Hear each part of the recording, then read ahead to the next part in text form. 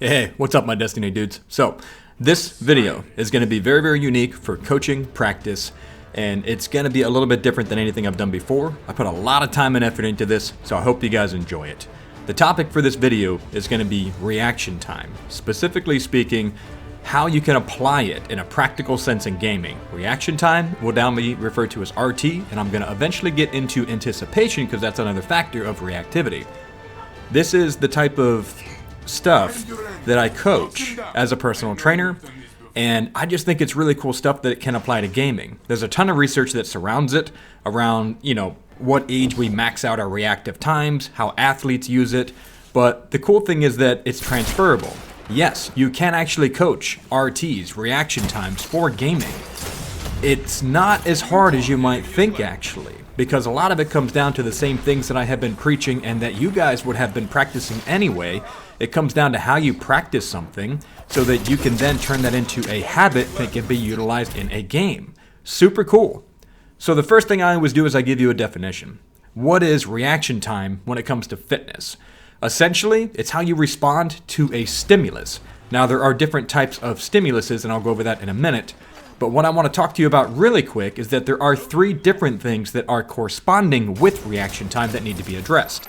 So the first one of these three things is called perception, essentially what you see, hear, and feel regarding a singular stimulus in order to have a good reaction time towards that singular stimulus. There's examples at the bottom if you want to stop the videos. Processing, necessary to be able to formulate your own type of response or reaction to a thing, and that's what processing gives you after you perceive what it is, and then how well you respond to it.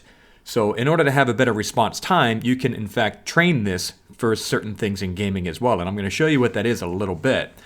Now the next thing I want to talk about with you guys is that there are actually two different types of reaction times that have to be considered if we're going to talk about this more seriously as competitive esports individuals, at least if you want to be more competitive, that is. These two are ST, or what's called simple reaction time, and CRT, or choice reaction time.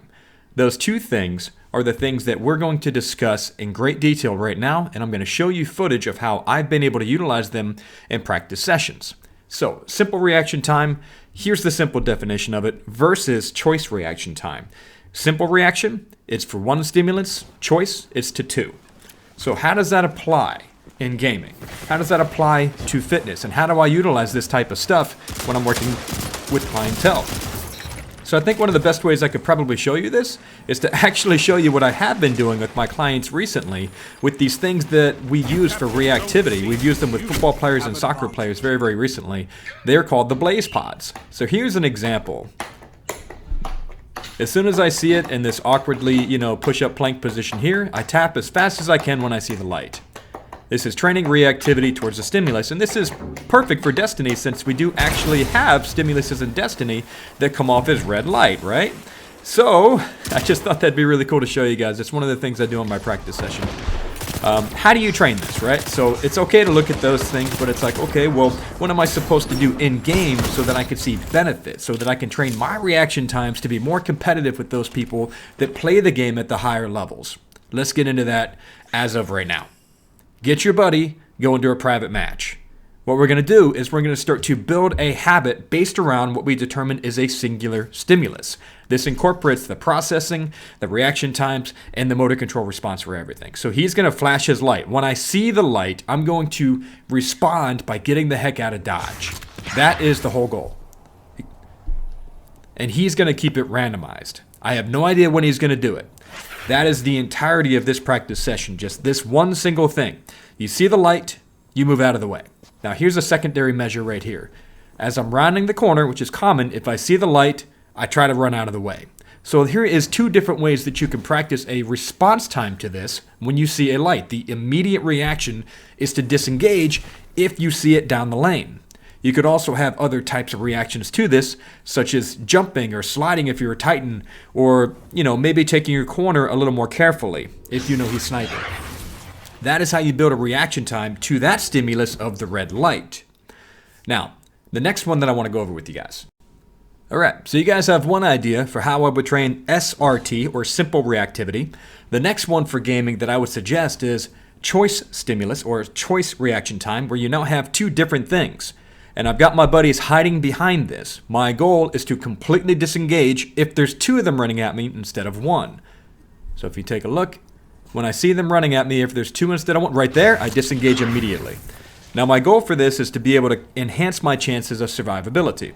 I'm making the choice by reacting to two people on screen, they're my stimulus, and running away and disengaging because I know that a 2v1 is much harder to win than a 1v1. Now if I see just one person run forward, I respond to that. Now the minute the second guy came up and I did not immediately win my 1v1, I got out of dodge. So that is what I'm trying to teach you here. You're looking at choice reaction time. You can train this as a gamer. You can train the simple reactivity time of you looking at a red dot and getting out of the way, or double when you see two people and you can choose to disengage and maybe change your position or separate them into a 1v1, which is the ultimate goal of all of this, right? To be able to survive and be better gamers through better reactivity. Now, one of the things I'm always preaching in gaming is that there's the difference between theory and application. I preach this with fitness as well. You could talk about it, you could read about it, but if you can't actually do it, then it's not real. Here, I notice it's just him, so I take on the 1v1. I now hide knowing the other one's nearby. But I'm also going to survive and try to get out of the situation. I chose the 1v1 because they were separated, and now I was able to win what's arguably a 2v1 because I chose to engage my 1v1 as opposed to waiting for them to group up or getting back together. And that was a choice reaction response time that I have now begun to ingrain in my player character model from Destiny. I really hope this is making sense to you guys. I've actually spent a lot of time on this video. It's been a little bit of a challenge because I want to make sure that the video is decent enough for everyone to understand it, but also credible enough that you know this isn't stuff I'm just making up willy-nilly. This is stuff that I actually utilize in practice sessions with coaching clients of mine, both with fitness and with gaming. It is super duper effective if you're willing to put in the time to practice these things to improve on them. It's definitely a challenge, don't get me wrong, because you have to unlearn bad habits that you may have built up from playing in quick play. But if you want to do better in trials, if you want to do better in comp, you're going to have to increase your response time and your activation of these responses when you play people that are either younger than you, in my case, because I'm 40, or people that are better than you. So here's another activity we do for fitness. And yeah, this is me. My big dum-dum butt running around here touching all the things. Just call me Twinkle Toes. Anyway, I wanted to show you a different one because this is now still a simple response time, but I'm now using it with variations. So same thing with the sniper rifle. If you're looking at it down a lane and you expect it, okay. If you do not expect it because they have snapshot, you can train your brain to look at the red light and immediately disengage so you don't get that snipe on you and become the first guy down. This actually leads me directly into the next topic that I had mentioned earlier, reactivity, but also anticipation. The difference between the highest levels of gamers is how they anticipate what the person before them had done. They're reading patterns and now they're anticipating the next play. That's what the professionals do at any level, from fitness to sports, athleticism, you name it. If you want to be the best in gaming, you have to learn how to anticipate your opponent and what their responses are going to be in the middle of a game. You can do that by predetermining two things, map design as well as their player habits and patterns. I have videos about that, nonverbal cueing, reading movement, adjusting to different patterns that players have. I'm going to link that into this, in the thing up in the corner so you guys can see it.